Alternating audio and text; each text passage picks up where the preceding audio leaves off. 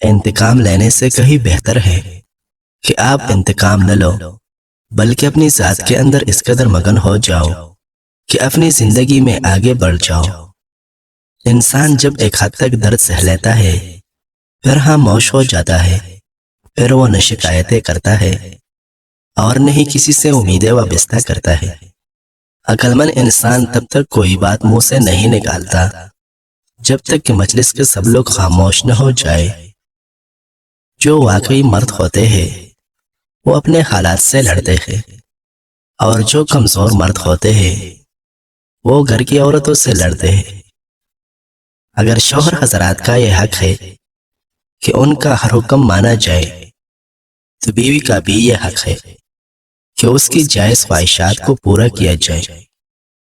اور وہ لوگ جو گرنے کے بعد پھر اٹھ کھڑے ہوئے، انہوں نے اپنے پاؤں نہیں بلکہ اپنی سوچ بدلی تھی۔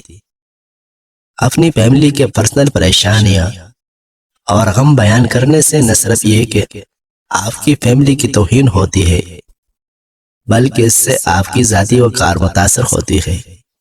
بدلنا کوئی بھی نہیں چاہتا، بس لوگ مجبور کر دیتے ہیں اپنے رویوں اور عادتوں سے۔ اکثر ٹھوکروں کا لگنا بہت اچھا ہوتا ہے، ایک تو راستے کی رکاوٹ کا پتہ لگ جاتا ہے، اور سب سے بڑھ کر یہ کہ سنبھالنے والے ہاتھوں کا پتہ لگ جاتا ہے۔ اگر انسان دوسروں کی چیزوں پر نظر رکھے تو اس کی اپنی چیزوں کی قدر خود بخود کم ہو جاتی ہے۔ جب انسان کسی رشتے سے تک جاتا ہے تو اس کو اس رشتے کے اندر صرف خامیاں ہی نظر آتی ہے۔ جو انسان زیادہ باتیں کرتا ہے اس کی باتوں کی اہمیت کم ہو جاتی ہے، اس لیے باضرورت اور قلیل گفتگو کیا کرو۔ اللہ کریم وہاں سے آپ کے لیے دروازے کھولتا ہے جہاں آپ کا گمان بھی نہیں ہوتا۔ اپنی زندگی کے اندر اتنے مصروف ہو جاؤ کہ دکھ، شکایت اور نفرت کے لیے ٹائم ہی نہ ملے۔ اور یاد رکھو، زندگی میں فارغ شخص ہی زیادہ دکھی رہتا ہے۔ آخر کار وقت ثابت کر ہی دیتا ہے کہ اللہ کریم کے فیصلے کبھی غلط نہیں ہوتے۔ کسی مرد کی غیرت کا اندازہ لگانا چاہتے ہو تو اس کے ساتھ چلتی ہوئی عورت کے لباس سے لگا لو۔ جو انسان سجدے میں جانا نہیں چاہتا وہ ڈپریشن میں چلا جاتا ہے۔ خود سے جڑے ہوئے لوگوں کی ہمیشہ قدر کرو، ان کو ہمیشہ وقت، عزت اور توجہ دو، اس سے پہلے کہ آپ انہیں کھو دو۔ یاد رکھو، انسان صرف کوشش ہی کر سکتا ہے، کامیابیاں دینا مالک کی ذات ہی دیتا ہے۔ کچھ لوگ جنگل کی جھاڑیوں کی طرح ہوتے ہیں، ان سے الجھنے کے بجائے بچ کر جانا چاہیے۔ مصروفیت ایک بڑی نعمت ہے، کیونکہ یہ انسان کو بہت سی خرافات سے بچاتی ہے۔ یادداشت کا کمزور ہونا کوئی عیب نہیں ہے، کیونکہ وہ لوگ بہت زیادہ بے چین رہتے ہیں جن کو ہر بات یاد رہتی ہے۔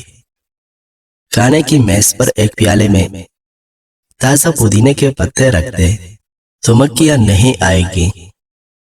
آخر صبر تو کرنا ہی پڑتا ہے، اگر شروع میں ہی کر لے تو انجام شاندار ہوتا ہے۔ حد سے زیادہ ٹینشن لینا انسان کی چہرے پر جھریاں لاتا ہے اور انسان وقت سے پہلے بوڑھا ہو جاتا ہے۔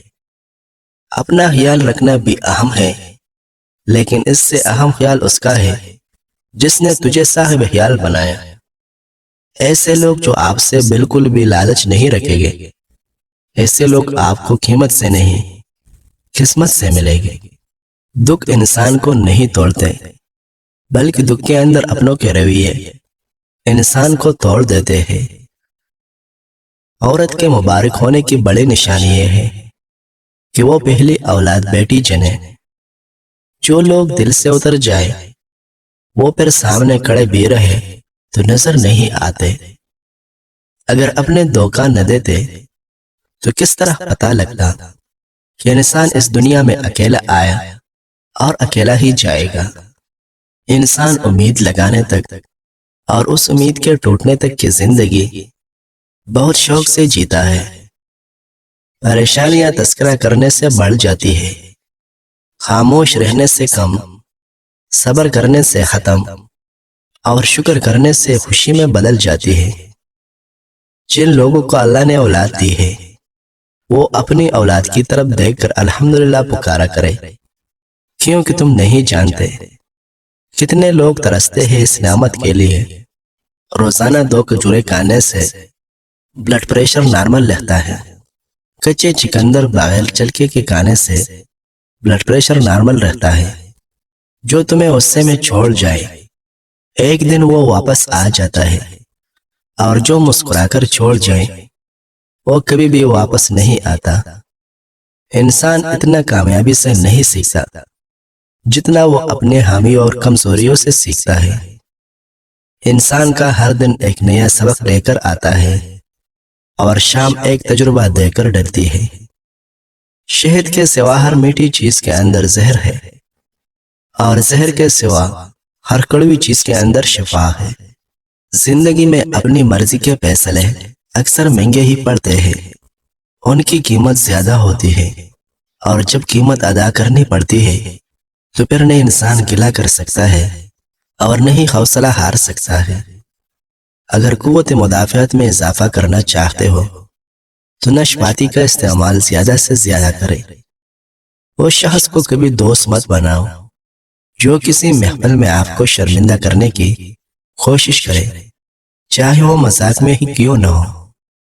نہار منہ دہی کھانے سے انسان کی یادداشت بہتر ہو جاتی ہے اور وزن میں کمی واقع ہو جاتی ہے۔